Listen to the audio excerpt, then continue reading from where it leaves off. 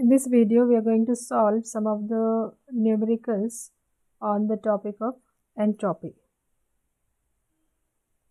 So the first question that we are going to see is we have to calculate the change in entropy when 10 grams of ice at 0 degrees Celsius is converted into water at the same temperature. You're given the latent heat of ice as equal to 80 calories per gram.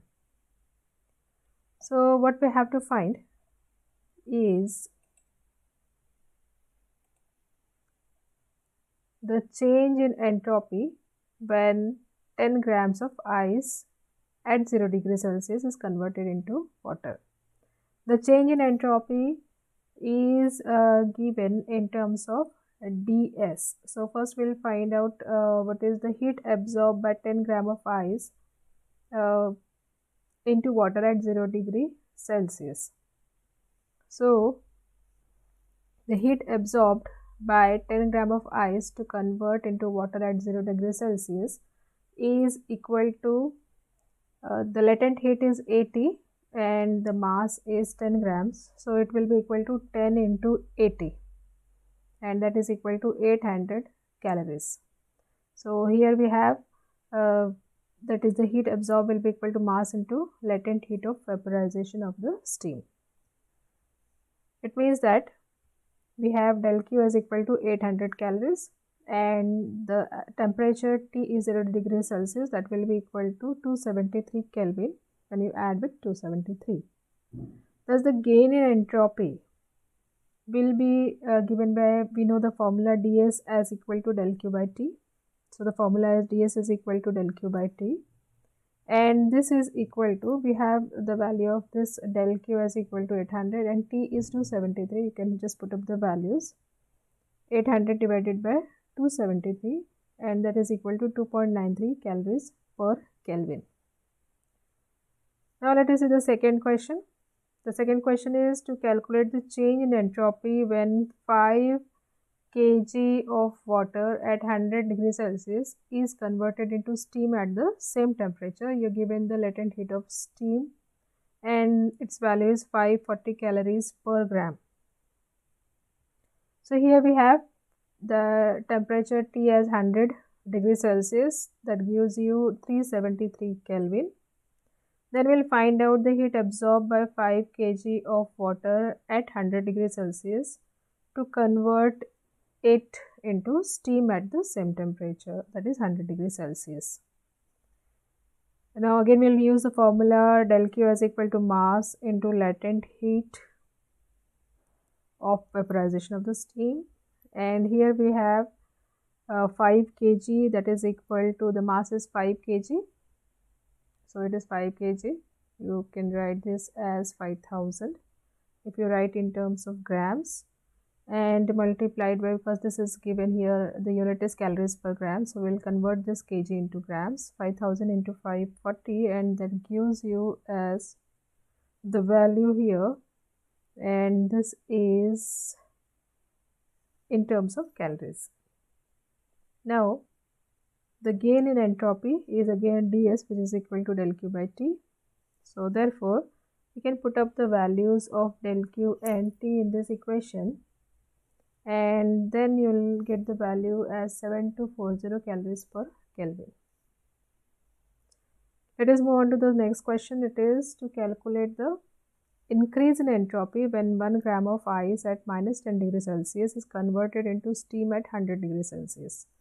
And you are given the specific heat of ice as 0.5. Latent heat of ice is also given to you and latent heat of steam is also given to you. पिछले हमने जो 2 questions किए थे उनमें एक ही particular temperature पे change हो रहा था. यहाँ पर आपको -10 डिग्री सेल्सियस से आपको 100 डिग्री सेल्सियस के लिए कन्वर्जन देखना है.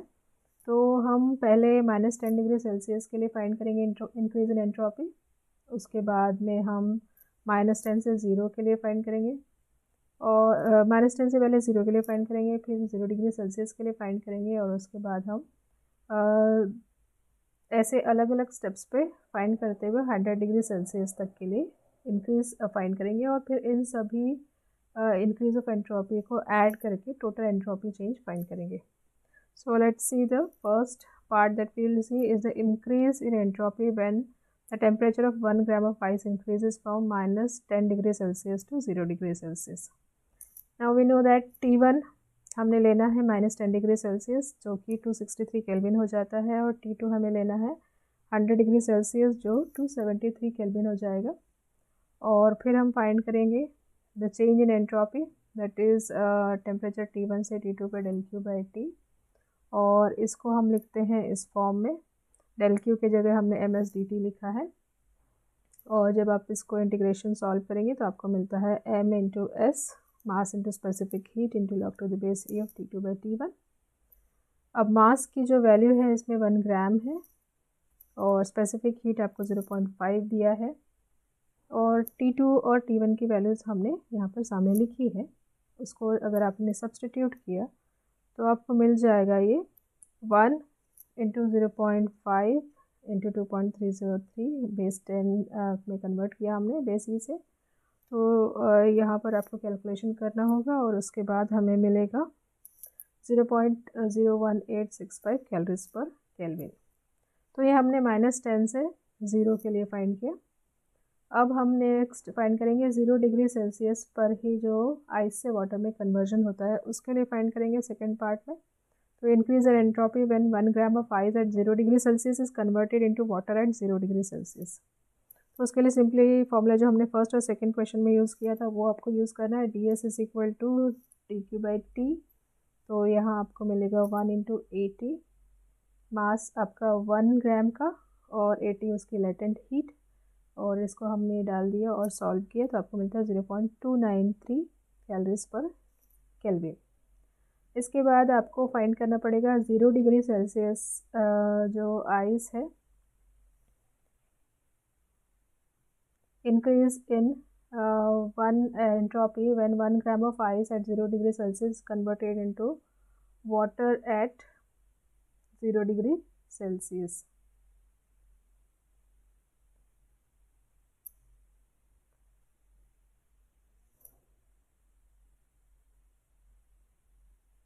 ये हमें फाइंड किया है. अब इसके बाद 0 डिग्री सेल्सियस से 100 डिग्री सेल्सियस का हम फाइंड करेंगे, और तब आपको मिलेगा ds is equal to integration from T1 to T2 del Q by T. और फिर हम ये फॉर्मूला यूज़ करेंगे. जब आपको एक टेम्परेचर से दूसरे टेम्परेचर पे फाइंड करना है तो तब हम इस तरह का फॉर्मूला यूज़ करेंगे. और इसमें आपके पास में दो जो टेम्परेचर्स हैं वो है 0 डिग्री सेल्सियस का मतलब 273 हो जाता है, और 100 डिग्री सेल्सियस का मतलब 373. इसमें हम सब्सटीट्यूट करेंगे स्पेसिफिक हीट की वैल्यू 1, और उसके बाद आपको मिल जाती है वैल्यू 0.312. इसके बाद हम फाइंड करेंगे increase in entropy when 1 gram of water at 100 degree Celsius converted into steam at 100 degree Celsius. तो ये फोर्थ पार्ट रहेगा आपका.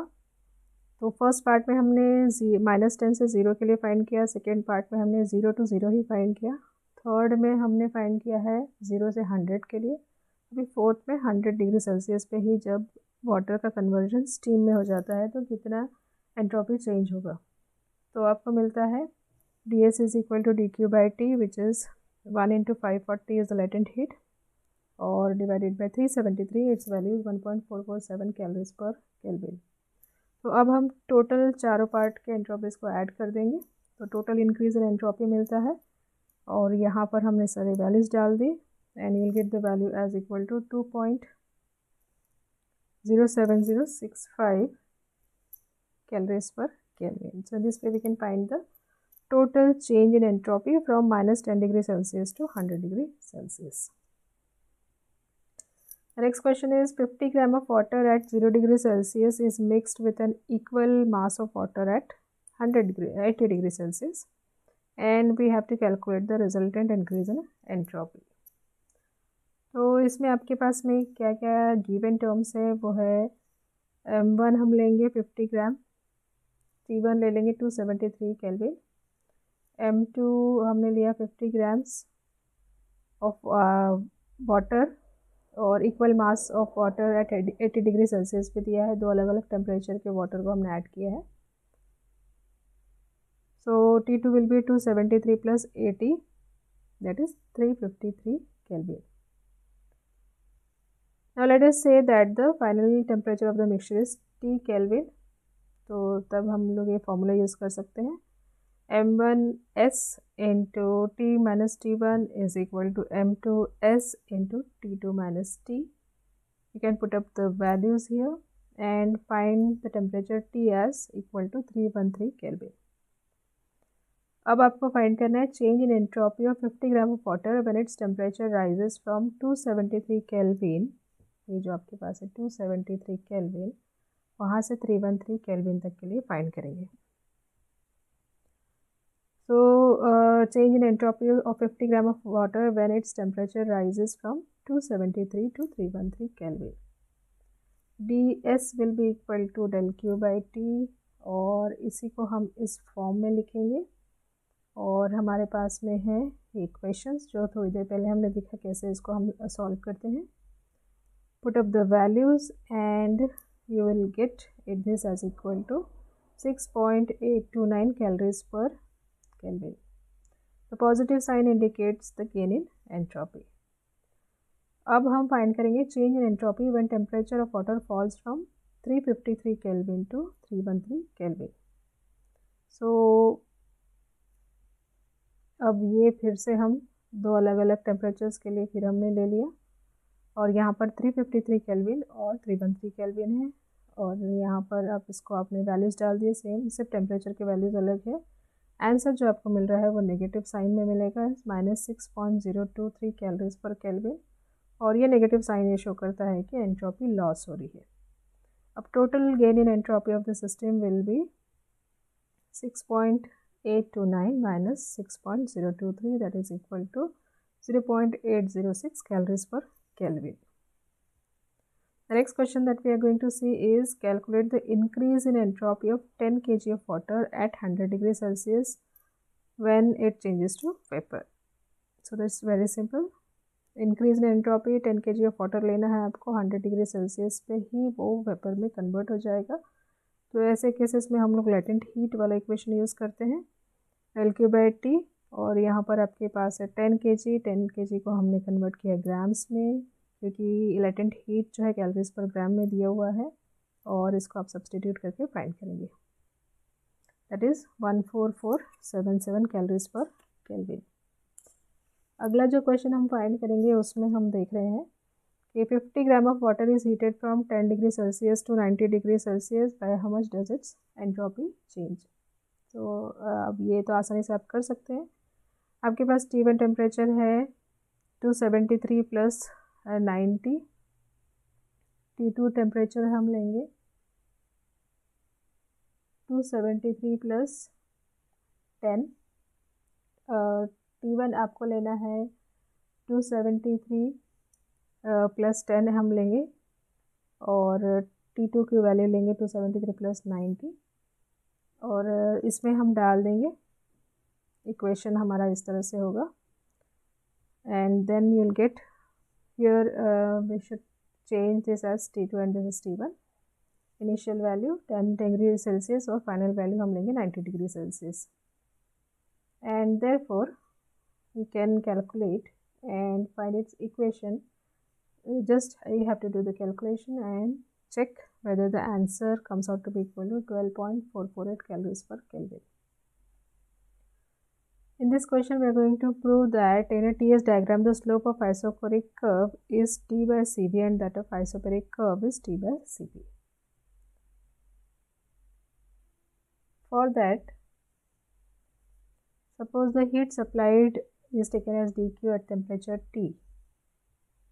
The increase in entropy will be given by ds is equal to del Q by T, and therefore we can write del Q is equal to TdS. Now the first thing that we are going to see is the isochoric process. You know that in isochoric process volume is constant. Therefore you can write dq as equal to Cv dt. Therefore here we have dq is equal to TdS, and here we have dq is equal to Cv dt, and therefore we can write TdS is equal to Cv dt. Now the change in entropy is given by ds is equal to del q by t. तो ये del q by t की जगह पर आप TdS लिख सकते हैं, तो आप CvDT भी लिख सकते हैं. तो आपके पास मिल जाएगा change in entropy ds is equal to CvDT upon t. And the slope of isochoric curve, तो हमें इसमें स्लोप लेना है तो हम इसको ds dt बाय ds के फॉर्म में लिखेंगे. तो dt बाय ds के फॉर्म में अगर लिखते हैं तो ये t इधर न्यूमरेटर में चला जाएगा, डिवाइड बाय cv हो जाता है. And therefore will get dt by ds is equal to t upon cv. Now will see the isobaric process जिसमें कि प्रेशर कांस्टेंट रहता है. तो यहाँ पर dq की वैल्यू cp dt के टर्म्स में दी जाती है. तो TdS जो है आपको cp dt के बराबर हो जाएगा. और चेंज इन एंट्रोपी आपको लिखना है तो आप ds is equal to cp dt upon t लिखेंगे. और इसके ऊपर से अगर हमने the slope of the TS curve find किया तो आपको मिलेगा dt upon ds is equal to t upon cp. So thus we can show that the slope of isochoric